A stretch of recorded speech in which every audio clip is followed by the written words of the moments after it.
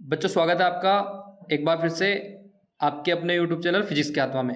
इसमें हम आज आपके लिए बायोलॉजी जीव विज्ञान के पहले चैप्टर अर्थात जीवों में जनन रिप्रोडक्शन इन ऑर्गेनिज्म के महत्वपूर्ण 35 ऑब्जेक्टिव लेके आए हैं। तो आप हमारे साथ वीडियो में बने रहिए और आपको बहुत मजा आने वाला है। अगर आपको वीडियो ऐसा लगता है कि धीरे धीरे चल रहा है तो आप इसको आगे बढ़ा सकते हैं। मैं एक एक क्वेश्चन का आपको जो है आंसर दूंगा और सारे क्वेश्चन जो है इंपॉर्टेंट है।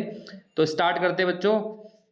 पहला क्वेश्चन है आपका, इनमें से कौन सा भाग अगुणित है ना? कौन सा भाग अगुणित है? तो आपको चार ऑप्शन है, अंडाशय, परागकोश, पराग और युग्मनज। तो राइट आंसर हो जाएगा इसका पराग। ठीक है, पराग जो होता है वो अगुणित होता है। सेकंड क्वेश्चन है, इनमें से किसे बंगाल का आतंक कहा जाता है? तो सभी बच्चों को पता है बंगाल का आतंक कहा जाता है जलकुंभी को। जलकुंभी को बंगाल का आतंक कहा जाता है। क्वेश्चन नंबर थर्ड है, इनमें से कौन ठहरे हुए पानी में उगकर ऑक्सीजन खींच लेता है ना? तीसरा क्वेश्चन है, कौन ऑक्सीजन को खींच लेता है? तो इसका आंसर भी आपका क्या हो जाएगा? जलकुंभी हो जाएगा। क्या हो जाएगा इसका आंसर? जलकुंभी। ठीक है, तो बच्चों इसी तरीके से जो क्वेश्चन नंबर फोर्थ है, इस क्वेश्चन नंबर फोर्थ को हम देखते हैं।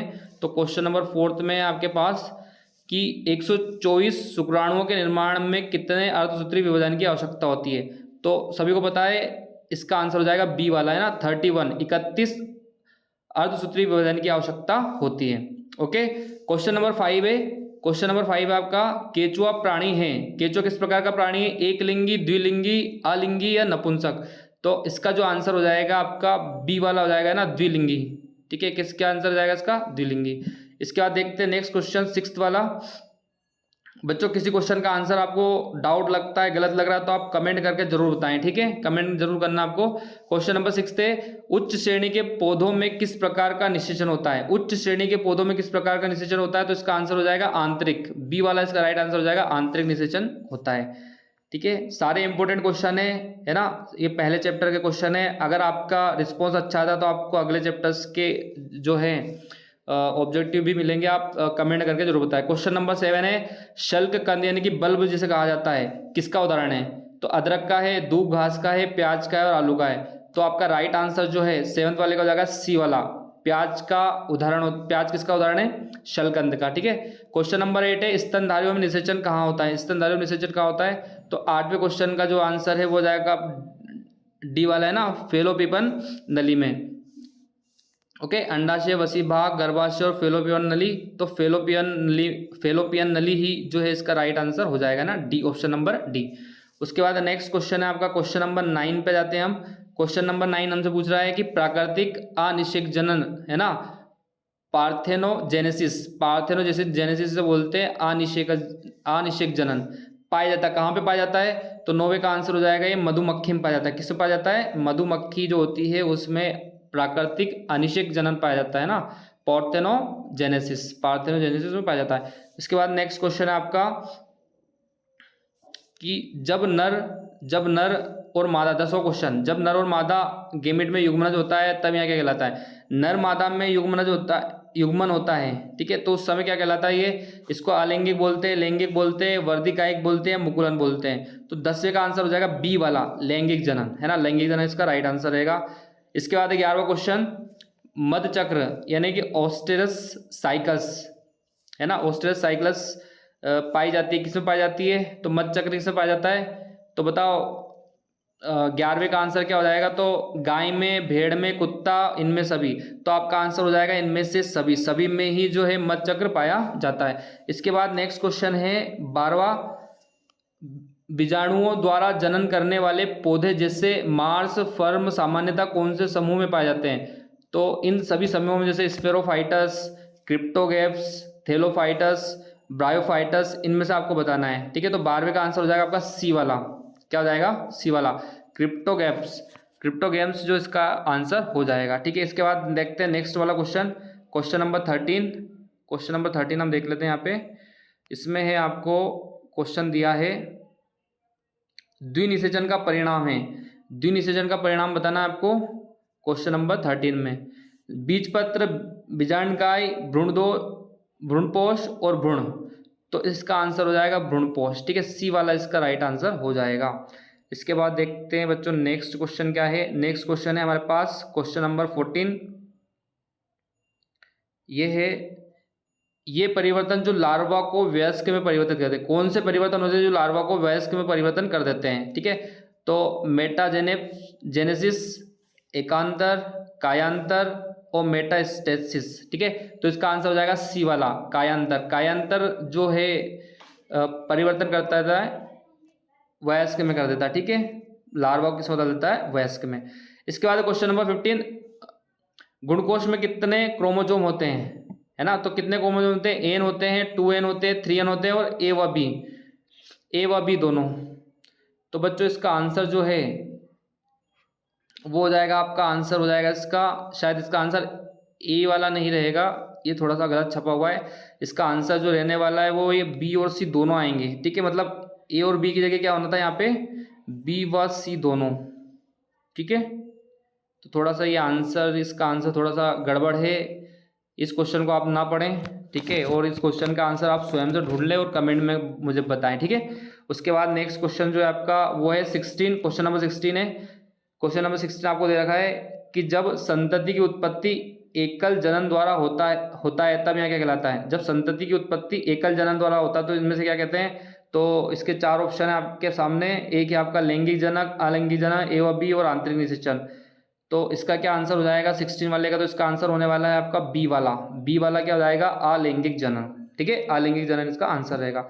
इसके बाद क्वेश्चन नंबर 17, द्विखंडन पाया जाता है। द्विखंडन किन में पाया जाता है, अमीबा में, पैरामीशियम में, जलकुंभी में या ए व बी दोनों में। मतलब अमीबा और पैरामीशियम दोनों आएगा, तो कौन सा आंसर आएगा इसमें, तो इसका आंसर आएगा डी वाला, अमीबा और पैरामीशियम दोनों में, है ना। तो ए और बी दोनों इसके आंसर हो जाएंगे। इसके बाद क्वेश्चन नंबर 18 की हम बात करते हैं। क्वेश्चन नंबर 18 में देगा आपको मुकुलन यानी कि बडिंग द्वारा जनन होता है। मुकुलन द्वारा जनन किन में होता है, ये मोस्ट इंपोर्टेंट क्वेश्चन है, मुकुलन द्वारा जनन होता है। तो 4 ऑप्शन में से आपको बताना, ईस्ट में, म्यूकर में, पाइनस में या फर्न में। तो आंसर हो जाएगा ईस्ट में। ईस्ट में जो होता है वो मुकुलन द्वारा जनन होता है। उसके बाद है क्वेश्चन नंबर 19, कोनिडिया का निर्माण किस में होता है ना। तो कोनिडिया का निर्माण जो होता है पेनिसिलियस में होता है। किस में होता है, पेनिसिलियस में। तो ए वाला इसका आंसर हो जाएगा। इसके बाद क्वेश्चन नंबर 20 है, पुनरुद्भवन की क्रिया किस में होती है ना।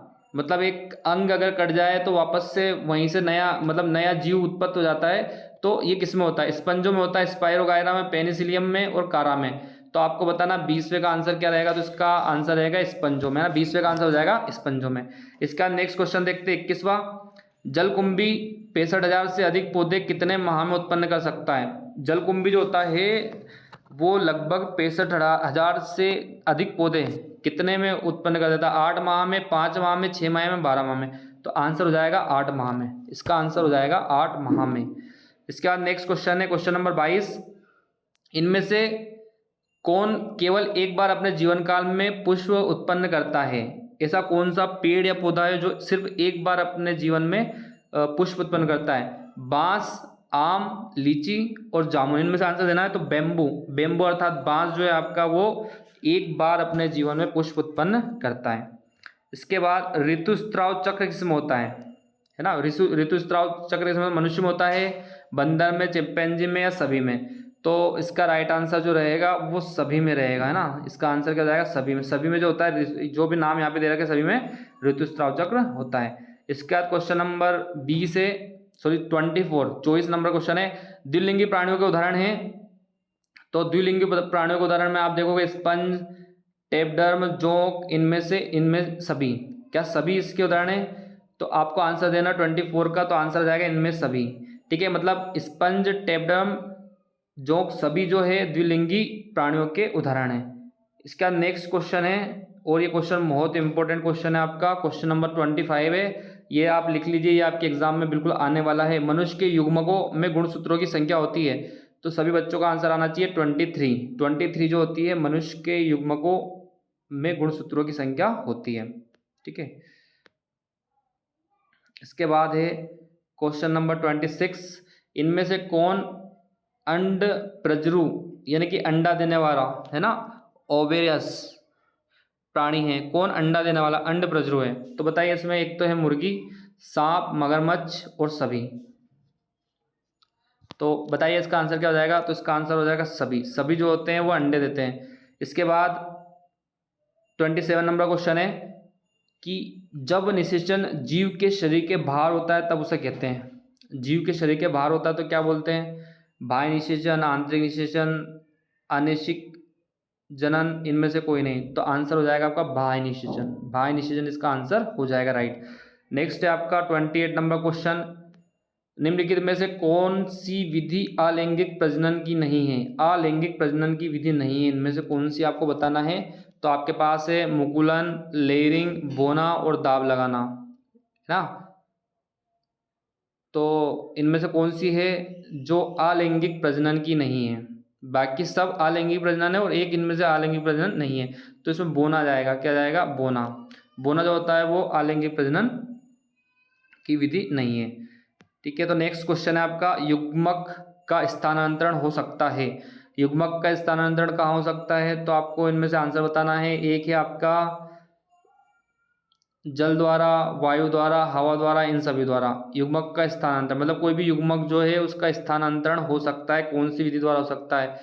तो इसका आंसर क्या हो जाएगा? इसका आंसर हो जाएगा कि इन सभी के द्वारा। इन सभी के द्वारा अर्थात जल द्वारा भी, वायु द्वारा भी, हवा द्वारा भी, और सभी के द्वारा क्या होता है? इनका स्थानांतरण होता है। इसके बाद हम नेक्स्ट क्वेश्चन की बात करते हैं। केवल आपके 5 से 6 क्वेश्चन बचे हुए हैं, तो वो भी हम कंप्लीट कर लेते हैं। क्वेश्चन नंबर 30 है, इनमें से कौन सजीव प्रजक नहीं है? सजीव प्रजक कौन नहीं है? ठीक है, तो 30वें का आंसर हो जाएगा मनुष्य। मनुष्य जो है वो सजीव प्रजक नहीं है। 30वें का आंसर क्या हो जाएगा? इसमें आ जाएगा आपका आंसर मनुष्य ना। मुर्गी, गाय सजीव प्रजक नहीं है। क्वेश्चन भी थोड़ा सा गलत है। ठीक है, इसका आंसर जो है वो सी वाला नहीं है, गलत आंसर बताया। ये आपको बोला गया है इसमें निम्न में से कौन सा सजीव प्रजक नहीं है, तो ये भी सजीव प्रजक है। देखिए, गाय भी सजीव प्रजक है, मनुष्य भी है और बकरी भी है।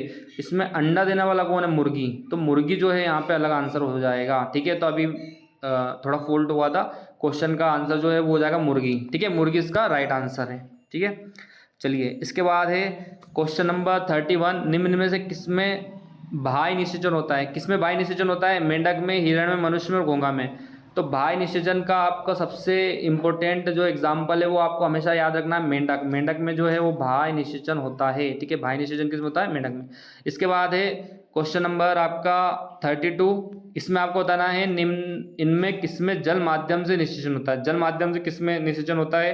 टेरिफोडाइट्स, टेरिडोफाइट्स, ब्रायोफाइट्स, शैवाल और इन सभी।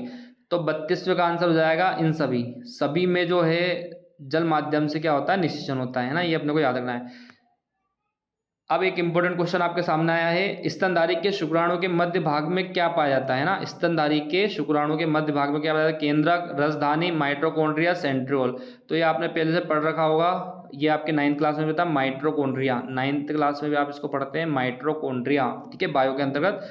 इसके बाद आपका क्वेश्चन नंबर 34 है, चमगादड़ द्वारा परागकण कहलाता है। चमगादड़ द्वारा परागकण जो होता है वो क्या कहलाता है? तो आपको इसके आंसर्स देने हैं। इसमें आंसर है आपके आर्थोनोफिली, और बी वाला एंटोमोफिली, किरोटेरोफिली और हाइड्रोफिली। ठीक है, तो आपका सी वाला आंसर जो है बिल्कुल राइट हो जाएगा, क्रिप्टेरोफिली। ठीक है, क्रिप्टेरोफिली जो है आपका वो राइट आंसर हो जाएगा क्वेश्चन नंबर 34 का। और आज का इस वीडियो का सबसे लास्ट क्वेश्चन अब हमारे सामने आ चुका है। ये है आपका, जनक समान जीव प्राप्त हो सकता है। जनक समान जीव प्राप्त हो सकता है बीज से, युग्मनज से, युग्मकों से और विखंडन से।